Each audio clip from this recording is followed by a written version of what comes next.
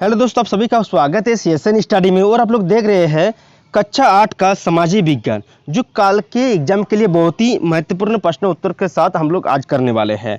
तो हमारे साथ बने रहिए, क्योंकि हम आप लोग को ऐसे क्वेश्चन कराए हैं जो आप लोग बोल रहे थे नहीं आएंगे। क्योंकि आप लोग देखिए कि क्वेश्चन को जैसा कि कल के जो एग्जाम विज्ञान का हुआ था और पहले भी जो एग्जाम हुआ था, टर्म 1 में जिस चैप्टर से दिया गया है वो टर्म 2 में भी उसी चैप्टर से दिया गया है।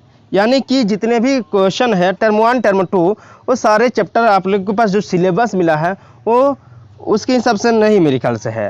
क्योंकि यह अलग ही मतलब जो पहले का सिलेबस है उसके हिसाब से दिया गया है कि आपको, लेकिन आसान क्वेश्चन था, बहुत ही आसान था। यदि पढ़े हैं तो आप लोग एकदम सक जाते।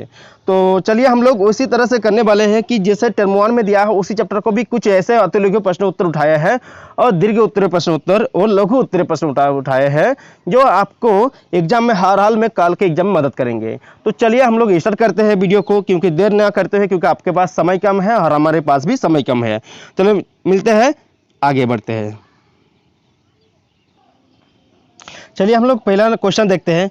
तो हमारे पास क्वेश्चन है सती कौन कहलाती है। देखिए अति लघु प्रश्न उत्तर है या आपको लघु उत्तर प्रश्न उत्तर में आ सकते हैं। तो सबसे पहले सती कौन कहलाती है? वो विधवा जो अपने पति के मरने के बाद स्वयं को उसकी जलती चिता पर जल जाते हैं, उसी को क्या कहते हैं?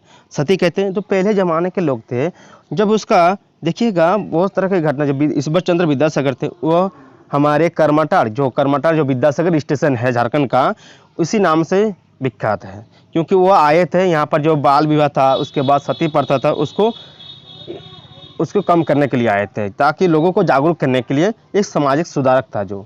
तो सती प्रथा जो पहले के समय में क्या होता था कि जो एक बूढ़ा के साथ शादी कर दिया जाता छोटे से लड़की का, उसके बाद क्या कर दिया जाता, वो जो उसका पति जो है मर जाते थे। कुछ दिन बाद मरने के बाद क्या होता था, उसके मतलब लोगों का यह मान्यता था कि उसके साथ यदि जाएंगे तो बहुत तरह की मान्यता कि वो स्वर्ग प्राप्त होगा, यह होगा, अगले जब जन्म होगा तो फिर से उसका जो जन्म होगा एक ही साथ होगा, साथ फिर से विवाह होगा। बहुत तरह का मान्यता था। यह सब मतलब झूठी मान्यता समाज द्वारा बनाया गया था। पहले यह नहीं था, लेकिन हमारे पास यह बाद में हुआ है। तो उस समय यह मान्यता थी। तो यह सती कौन कहलाते हैं वो समझ में आ गया। वो विधवा जो अपने पति के साथ जो चिता में ही स्वयं को या जला देती है या उसके साथ बैठ कर जला देती है। यह भी मान्यता थी कि वो गोद में लेकर उसको जला, मतलब उसके साथ बैठकर जल जाती थी। तो इसी को क्या कहा जाता था, वो सती हो गई। जैसे नेक्स्ट क्वेश्चन है हमारे, ईश्वर चंद्र विद्यासागर कौन थे? तो ईश्वर चंद्र विद्यासागर एक समाज सुधारक था, जिन्होंने विधवा विवाह के पक्ष में प्राचीन ग्रंथों का ही हवाला दिया था। बहुत उसके बाद जो विधवा विवाह था उसके बारे में ईश्वर चंद्र विधवा, मतलब जैसे पहले क्या होता, सती प्रथा हो जाती थी, मतलब उसको जला देते थे, उसका मतलब उसके बाद विधवा जब होते थे उसके बाद सती प्रथा धीरे धीरे गया। उसके बाद जो विधवा होता थे उसके फिर से दोबारा विवाह भी उससे हमारे जो ग्रंथ है उसी में मिला और उसके बाद समाज के सामने लाया गया। तो ईश्वर चंद्र विद्यासागर जो विधवा विवाह के मतलब आगे बढ़कर विधवा, मतलब जो विधवा हो जाए तो उसको फिर से शादी कराने का एक समाज सुधारक थे। कौन? ईश्वर चंद्र विद्यासागर जी। विधवा गृह की स्थापना किसने की और कहाँ की गई? तो विधवा गृह की स्थापना पंडित रमाबाई ने पूना में की थी। तो जो विधवा गृह की स्थापना किसने और कब की थी, ये कहाँ की गई थी? यह विधवा गृह स्थापना पंडित रमाबाई ने पूना में की थी। कहाँ पर? पूना में। नेक्स्ट क्वेश्चन हमारे, प्रार्थना समाज की स्थापना कब और कहाँ हुई? तो प्रार्थना समाज की स्थापना 1867 ईस्वी में बम्बई में हुई थी। कब हुई थी?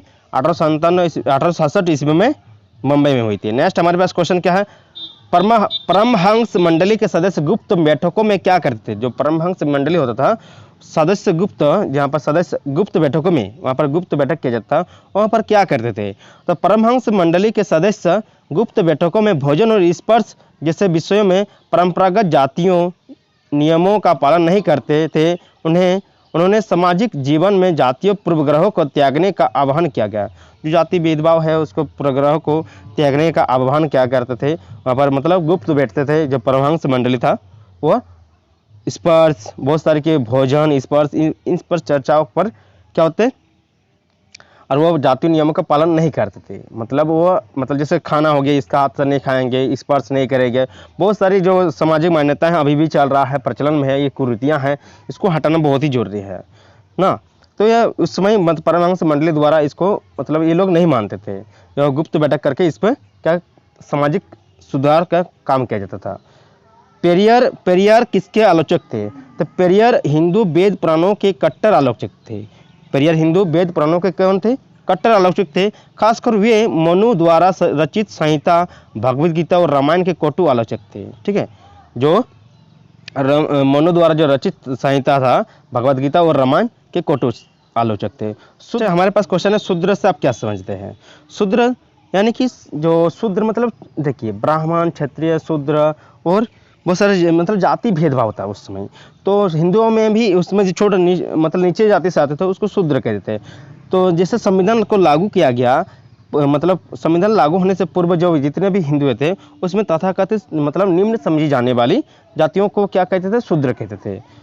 तो उन्हें पहले 26 जनवरी 1950 से पूर्व अछूत भी माना जाता है। जब 26 जनवरी 1950 से जब संविधान लागू नहीं हुआ था, उससे पहले क्या हुआ था, हमारे देश के लोग उन्हें अछूत मानते थे। इसका छुआ मतलब अछूत मतलब इसको छू जाएंगे तो बहुत बड़ा पाप हो जाएगा। इस तरह देखिए, देखिए सब चीज़ का महत्व है, जो एक सुई सिलने से लेकर बाल काटने तक सभी का, एक पूजा से लेकर एक हर चीज़ में कलम जो पकड़ते हैं उससे लेकर पूरी मतलब कोई भी ना जितने भी काम करते हैं सब कोई, सबका सब चीज़ों में बराबर है। उसके हिसाब से वो महान है, क्योंकि वो नहीं रहेंगे तो हमारे कौन करेंगे, तो इसके हिसाब से देखना चाहिए। लेकिन उस समय जो था ये शूद्र, ब्राह्मण, क्षत्रिय इस समय बटा हुआ था और इन्हें यह सही नहीं था। जो सबको इंसान है ना, तो काम के हिसाब से बांटना चाहिए, ना कि इस तरह मतलब बहुत सारे मतलब सामाजिक जो कुरीतियाँ थी यह नहीं होना चाहिए।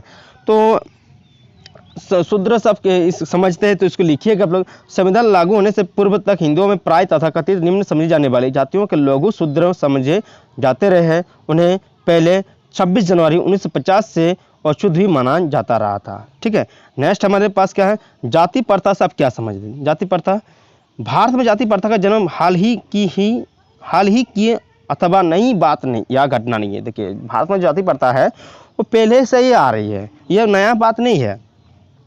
अतीत काल से ही भारत में जाति प्रथा, वर्ण व्यवस्था के उदाहरण देखने सुनने को मिलते हैं। अतीत काल से ही यह जो जाति प्रथा है यह पहले से ही है।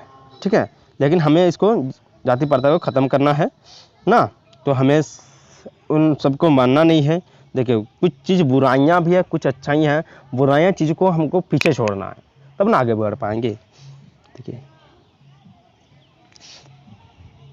नेक्स्ट हमारे पास क्वेश्चन है क्या कि 18वीं शताब्दी में भारत में बुनाई के प्रमुख केंद्र क्या थे? तो भारत में जो बुनाई होती थी वो कहाँ उसका केंद्र था 18वीं शताब्दी में? देखिए अभी का है बांग्लादेश, तो उस समय भारत ही था ना। तो पूर्वी बंगाल यानी कि बांग्लादेश स्थित ढाका 18वीं सदी में सबसे महत्वपूर्ण कपड़ा उत्पादन केंद्र था। जो सबसे महत्वपूर्ण ढाका बांग्लादेश का जो राजधानी है, ठीक है, तो उत्पादन वहाँ पर मुख्य केंद्र था। यह शहर अपनी मलमल और जामदानी बुनाई के लिए दूर दूर तक प्रसिद्ध था। भारत के दक्षिण भाग में मद्रास से उत्तरी आंध्र प्रदेश तक फैले कोरोमंडल पश्चिम कोरोमंडल तट के साथ साथ और भी सूती कपड़ा बुनाई केंद्र स्थित थे। देखिए यहाँ सबसे बेस्ट यहाँ पर दूर दूर मतलब 18वीं शताब्दी में जो यह पहला जो था कपड़ा बांग्लादेश में था। ठीक, जो अभी का बांग्लादेश में है, और कहाँ था, और दक्षिण भाग में मद्रास से उत्तरी आंध्र प्रदेश तक फैले कोरोमंडल तट के साथ साथ और भी सूती कपड़ा बुनाई केंद्र स्थित थे। पश्चिम तट पर बुनाई केंद्र गुजरात में स्थित है। जो पश्चिम तट में जो था वह बुनाई केंद्र कहाँ था? गुजरात में था। और पूर्वी तट में, अब पूर्वी में बोलेंगे तो बांग्लादेश था, और ऐसे बोलने जाएंगे दक्षिण भाग में मद्रास से उत्तरी भाग में आंध्र प्रदेश तक फैले कोरोमंडल तट के साथ साथ थे। इस तरह से याद कर लीजिएगा। यूरोप में किस तरह के कपड़े की भारी मांग थी? तो यूरोप जो कंट्री थे, यूरोप कंट्रियों में किस तरह के कपड़ों की भारी मांग थी? तो यूरोप में कपड़ों विशेषकर सूती कपड़े जो बुनकरों द्वारा निर्मित होता था। यूरोप में जो भारतीय कपड़ों को विशेषकर सूती कपड़े जो बुनकरों द्वारा निर्मित होता की भारी मांग थी। मतलब यूरोप के लोग जो भारत के कपड़े को ज़्यादा पसंद करते उस समय। इन वस्त्रों में सूती वस्त्र, मसलिन, कैलिको, छींट आदि प्रमुख थे। ठीक है, जामदानी क्या है? जामदानी एक तरह का बारीक मलमल होता था, ठीक है, एक मलमल होता था उस समय का, जिस पर करघे में सजावटी चिन्ह बुने जाते हैं और जिसका रंग प्राय स्लेटी और सफ़ेद होता था, ठीक है, जिसका रंग क्या था? स्लेटी और मतलब ग्रे और वाइट होता था। बुनाई में सूती और सोने के धागों का प्रयोग किया जाता, ठीक है, बुनाई में जो होता था सूती और सोने के धागों का उसमें प्रयोग किया जाता। बंडना क्या है? बंडना हिंदी के बांधना शब्द से निकला है। हिंदी के किस शब्द से निकला है? बांधना शब्द से निकला है। यह गले या सिर पर पहनने वाली चटक रंग के छापेदार गुलबंद के लिए इस्तेमाल होता था। यह किसमें इस्तेमाल के? यह मतलब गले या सिर पर पहनने के लिए चटकदार या चटक रंग के छापेदार, मतलब उस पर अच्छे तरह गुलबंद मतलब सजावट वाला क्या होता है? छपे रहता था और उसे इस्तेमाल कहाँ पर किया जाता था? गले और सिर के लिए पहना जाता है। बांडना एक प्रकार का डिजाइन होता था। क्या होता था? बांडना एक प्रकार का डिजाइन होता है, यानी कि ये बांधना शब्द से आया है और ये गले और सिर के लिए पहनने वाला एक क्या है? कपड़ा है। अग्रिया कौन होते थे? मध्य भारत का एक समुदाय जो लोहे प्रगलाक यानी कि लोहा गलाने के काम में माहिर होता था, ठीक है। मतलब आग्रिया कौन होते थे? आग्रिया जो उस समय के जो समुदाय थे लोहे प्रगलक मतलब लोहे गलाने के जो काम करते थे वो लोग माहिर होते थे लोहे के गलाने में, तथा लोहे से विभिन्न प्रकार की वस्तुएं निर्मित करता था। जो आग्रिया समाज के लोग थे वे लोग लोहे का माहिर मतलब ज़्यादा उसमें वो लोग काबिल थे किसमें? लोहे के गलाने में, और विभिन्न प्रकार के क्या बनाते थे? लोहे से वस्तुएं बनाते थे। ऐसे ही समुदाय को अग्रिया कहा जाता है। जो ऐसे समाज को क्या कहा, समुदाय को क्या कहते थे उस समय? अग्रिया कहते थे। नेक्स्ट क्वेश्चन हमारे पास है, ब्रिटेन को दुनिया का कारखाना क्यों कहा गया है? देखिए ब्रिटेन जो है वो दुनिया का क्यों कारखाना गया है? 1850 के दशक में ब्रिटेन में लोहे एवं इस्पात उद्योग पनपने के कारण एक औद्योगिक राष्ट्र बन गया था। देखिए 1850 में ही वहाँ पर जो है लोहे एवं इस्पात के उद्योग, ठीक है, मतलब फैक्ट्रियाँ लगने वहाँ पर शुरू हो गया था, जिसके कारण से वहाँ पर औद्योगिक राष्ट्र बन गया था, जिससे ब्रिटेन को दुनिया का कारखाना कहा गया जाने लगा। मतलब पहले से वहाँ पर 1850 में ही वहाँ पर लोहे और इस्पात के कारखाने लग गए थे, जिसके कारण से औद्योगिक सब मतलब कारखानों का राष्ट्र बन गया और उसको क्या कहा गया? दुनिया का कारखाना कहा गया। नेक्स्ट क्वेश्चन हमारे पास है, पटोला बुनाई क्या है? पटोला बुनाई कपड़ों पर बनाई गई जानवरों अन्य चीज़ों की आकृति है। देखिए पटोला बुनाई जो होता था मतलब उसमें जो होता था कि कपड़े पर जानवर को चित्र बनाए जाते थे या अन्य आकृतियाँ बने थे। तो यह कहाँ होती थी? सूरत, अहमदाबाद और पाटन आदि स्थानों में प्रचलित थी। कहाँ पर? सूरत, अहमदाबाद और पाटन आदि स्थानों में क्या था? यह प्रचलित था, ठीक है, इसकी बुनाई होती थी, ठीक है। नेक्स्ट है पटोला की बुनाई। स्पिनिंग जेनी क्या है? देखिए स्पिनिंग जेनी मशीन एक कपड़े की बुनाई का मशीन है, याद रखिएगा। स्पिनिंग जेनी एक ऐसी सूत काटने वाली मशीन थी जिसमें एक कामगार एक साथ कई तकनीकों पर काम करता था। इसका आविष्कार 1764 इसमें जॉन के ने किया था। स्पिनिंग जेनी मशीन है एक कपड़े बुनने का, ठीक है, यह सूत काटने का काम करता था। जो बहुत सारे लोग एक एक करके मतलब जो गुटली इस तरह बना रहता है ना, इस तरह देखिएगा, इस तरह कपड़े का मतलब सूती जो होता है रस्सियाँ मतलब सूत काटने वाली मशीन था, जिसमें एक कामगार एक साथ कई तकनीकों पर काम करता था। इसका आविष्कार कब किया गया था? 1764 ईस्वी में किया गया था। किसने किया था? जॉन के ने किया था, ठीक है, जॉन के ने किया था। आपको प्रश्न भी आ सकते हैं, स्पिनिंग जेनी मशीन का आविष्कार कब किया गया था? 1764 ईस्वी में। किसने किया था? जॉन के ने किया था, ठीक। नेक्स्ट क्वेश्चन हमारे पास है, बुनकर कौन थे? बुनाई के काम करने वाले लोगों को क्या कहते हैं या कारीगर को क्या कहते हैं? बुनकर कहते हैं। बंगाल के तांती, उत्तर भारत के जुल्हे या मोमिन, दक्षिण भारत के साले व केकुलार तथा देवांग समुदाय बुनकरी के लिए प्रसिद्ध है, जो पीढ़ी दर पीढ़ी इस हुनर को आगे बढ़ाते थे। देखिए बुनकर वो थे जो बुनाई का काम करने वाले। कारीगरों को क्या कहते हैं? बुनकर कहा जाता है। लेकिन इसको देखिए बंगाल में इसको तांती कहते थे, उत्तर भारत में जुलेहे कहते हैं, मोमिन कहा जाता है। दक्षिण में लोग इसे बुनाई का काम करते हैं उसको साले या केकुलार कहा जाता था, या देवांग समुदाय बुनकरी के लिए प्रसिद्ध है, ठीक है। मतलब तरह तरह की जगह देखिए भाषा सब जगह हमारे जो है कि जैसे जिस क्षेत्र में जिस तरह का भाषा बोलते उसके हिसाब से बोला गया है शब्दों को, लेकिन बुनाई वही लोग करते थे जो बुन कर होते थे। परगलन क्या है? परगलन धातु को पिघलने की एक प्रक्रिया जिसमें चट्टान या मिट्टी को बहुत ऊंचे तापमान पर गर्म करके धातु तैयार करने या धातु की बनी चीज़ों को पिघलाकर नई चीज़ बनाई जा सके। परगलन क्या है? धातु को पिघलने की एक प्रक्रिया है। परगलन एक धातु की प्रक्रिया है जिसमें चट्टान या मिट्टी को बहुत ऊंचे तापमान पर गर्म करके धातु तैयार करने या धातु की बनी चीज़ों को पिघलाकर नई चीज़ें बनाई जाती है। ठीक है, उसको क्या कहा जाता है? परगलन कहा जाता है। मतलब धातु को नई चीज़ों को उसको पिघलाकर नया चीज़ बनाने की प्रक्रिया को परगलन कहा जाता था। नेक्स्ट हमारे पास क्वेश्चन है कि नाना साहेब कौन थे? देखिए, नाना साहेब एक बाजीराव द्वितीय के दत्तक पुत्र थे। मतलब जो पेशवा बाजीराव था उसका द्वितीय के दत्तक पुत्र, मतलब उसका गोद लिया हुआ पुत्र था। किसका? पेशवा बाजीराव का। नेक्स्ट क्या है? चोटुपालू घाटी में झारखंड के किन स्वतंत्रता सेनानियों को फांसी दी गई थी? तो चोटुपालू घाटी में टिकते ओराम माझी क्षेत्र में टिकते उमराव सिंह तथा शेख भिखारी को 8 जनवरी 1858 ईस्वी को चोटुपालू घाटी में एक वृक्ष में लटकाकर फांसी दी गई थी। किसको? टिकैत उमराव सिंह को और शेख भिखारी को। ठीक, याद रखिएगा, टिकैत उमराव सिंह को तथा शेख भिखारी को 8 जनवरी 1858 ईस्वी में चोटुपालू घाटी में एक वृक्ष में लटकाकर फांसी दी गई थी। देखिए, 1857 ईस्वी के विद्रोह का तात्कालिक कारण क्या था? तो चर्बी वाले कतरुस, यानी कि जो आप लोग मंगल पांडे का यदि फिल्म देखे तो नहीं देखे तो देख लीजिएगा, मंगल पांडे वाला। वो बहुत ही इस जो क्वेश्चन है ना 1857 वाला क्रांति, उसमें मंगल पांडे वाला कहानी वही है। इसमें मंगल पांडे है, रानी लक्ष्मीबाई है। ये 1857 की क्रांति है जो भारत को आज़ादी देने के लिए लड़ा गया था। तो ये इसमें झारखंड के जो दो टिकैत उमराव सिंह तथा शेख भिखारी इसको फांसी दे गया था। मतलब देश के लिए आज़ादी के लिए लड़ रहा था, ये स्वतंत्रता सेनानी है। ठीक है, तो इसको 8 जनवरी 1858 चोटुपालू घाटी में फांसी दे गया था। उसके बाद 1857 ईस्वी के तत्कालिक कारण क्या था? तो 1857 जो विद्रोह हुआ था उसका तत्कालिक कारण था कि जो चर्बी वाले कारतूस, यानी कि जो पहले जब मतलब गोली वगैरह बनाया जाता ऐसे थोड़ी ना था, धाए धाए मार देते हैं।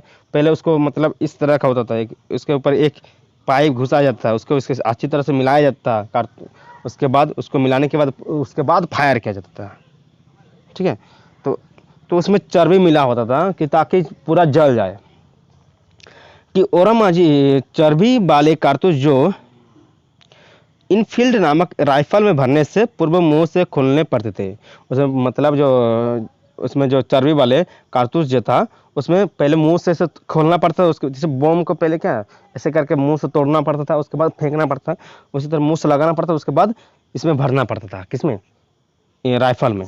ठीक है, जिसके कारण से वहाँ पर उस समय जो मंगल पांडे थे वो विद्रोह किए थे, क्योंकि वो ब्राह्मण से आते थे और उसको मतलब सुअर या दूसरे चीज़ कोई भी देखिए जो नहीं खाते उसको यदि मतलब उसको मतलब जांच करा देंगे। उस समय बहुत बड़ा 1857 कारण उसी से वो मतलब आया है विद्रोह का। 1857 मतलब देख लीजिएगा मंगल पांडे की मूवी को, आप लोग पूरा समझ में आ जाएगा आपको। 1857 ईस्वी के विद्रोह के कोई 2 परिणाम बताए। तो 2 परिणाम क्या था? कि कंपनी के शासन का अंत हो गया तथा भारत में ब्रिटेन की पार्लियामेंट का शासन लागू हो गया। नेक्स्ट क्या है? भारत में ब्रिटिश सेना की संख्या बढ़ा दी गई, तोपखाना पूर्णतः अंग्रेज सेना के हाथों में रखा गया, भारतीय सेना का विश्वास कम किए जाने लगा। देखिए, जो वहाँ समय 1857 की वृद्धि होती है उसका परिणाम था कि जो भारत के जो सेना थे अंग्रेजों के शामिल, उसमें उन लोगों को कम किया जा रहा था, क्योंकि देखिए वो समझ रहे थे गद्दार कर देंगे, क्योंकि वो लोग सामने ही मार दे रहे थे ना। भारतीय सेना उन लोग जो ब्रिटिश के लोग थे उन लोग को सामने ही गोली चला दे रहे थे, जिसके कारण से इस तरह की घटना हो रही थी। और वो क्या कर रहे थे? ब्रिटिश से बुलाकर मतलब ब्रिटेन से बुलाकर अपने सेना को इसमें शामिल कर रहे थे ताकि ये लोग ज़्यादा विद्रोह ना कर पाए। गवर्नर जनरल डलहौजी ने क्या ऐलान किया था? गवर्नर जो जनरल डलहौजी था क्या ऐलान किया था? तो इसका आंसर हो जाएगा कि गवर्नर जनरल डलहौजी ने क्या ऐलान किया था? तो रियासत का शासन ठीक से नहीं चला जा रहा था। उस समय जो रियासत का शासन था उसमें ठीक से नहीं चला जा रहा था, इसलिए शासन को दुरुस्त करने के लिए ब्रिटिश प्रभुत्व जरूरी है। इस तरह के मतलब ब्रिटिश को मतलब अपने मतलब सभी को, भारतीय लोगों को काबू करने के लिए ब्रिटिश को आगे आकर बढ़ना पड़ेगा। इसलिए वहाँ से जैसे अभी पहले बताया ना, ब्रिटिश सेना को संख्या बढ़ा दी थी ताकि ब्रिटिश के लोग यहाँ पर ज़्यादा कब्जा कर पाए ना। नेक्स्ट क्वेश्चन है हमारे पास, 1856 में गवर्नर जनरल कैनिंग ने क्या फैसला क्या था। तो कैनिंग ने फैसला किया था कि जो वहाँ के कैनिंग ने फैसला किया कि बहादुर शाह जफर आखिरी मुगल बादशाह होंगे। यानी कि कैनिंग का कहना है कि जो बहादुर शाह हमारे भारतीय समाज, भारत के जो मुगल शासक था, ठीक है, वो आखिरी क्या होंगे, बादशाह होंगे। कौन, बहादुर शाह जफर, ठीक है। नेक्स्ट क्या है कि सिपाहियों ने कंपनी के किस आदेश को मानने से इनकार किया। तो इसका आंसर हो जाएगा, जब 1824 में सिपाहियों को अपनी ओर से लड़ने के लिए समुद्री मार्ग से बर्मा जाने को आदेश मिला, परंतु सिपाहियों ने बर्मा जाने से इनकार कर दिया था। बर्मा मतलब सिपाहियों को कहा गया था कि आप लोग बर्मा जगह लड़ने जाइए, बर्मा में जाकर लड़िए, लेकिन जो सैनिक थे वो लोग क्या कर दिए, इनकार कर दिया, हम लोग नहीं जाएंगे, को मना कर दिया है, ठीक है, कंपनी को। 1850 में एक नया कानून के बारे में लिखे। तो 1850 में एक नया कानून था कि इस कानून के अनुसार अगर कोई भारतीय व्यक्ति ईसाई धर्म को अपनाता है तो भी पुरखों की संपत्ति पर उसका अधिकार पहले ही जैसा रहेगा। मतलब यदि कोई ब्रिटेन के लोग क्या कर रहे थे, हमारे भारतीय के लोगों को बहुत क्या कर, मतलब ब्रिटेन के लोग नहीं, ब्रिटिश लोग, अभी तो सबको ही नहीं ऐसे, मतलब सबको बोलने से नहीं होगा ना, ब्रिटिश जो उस समय था, तो वे लोग क्या कर रहे थे, भारत को कब्जा कर रहे थे धीरे धीरे। तो इसको कहना था कि जो यहाँ पर अलग अलग धर्म के हैं, लेकिन ब्रिटिश में क्या है, ईसाई धर्म, जो ईसाई धर्म को अपनाएंगे उसे उसका जो ज़मीन है पुरखों से दिया हुआ वो उसी का रहेगा। तो मतलब जो ईसाई धर्म को मानेंगे। नेक्स्ट क्वेश्चन है क्या, सैनिक विद्रोह क्या है। जब सिपाही इकट्ठा होकर अपने सैनिक अफसरों का हुक्म मानने से इनकार कर देते हैं, इसी को क्या कहते हैं, सैनिक विद्रोह कहा जाता है।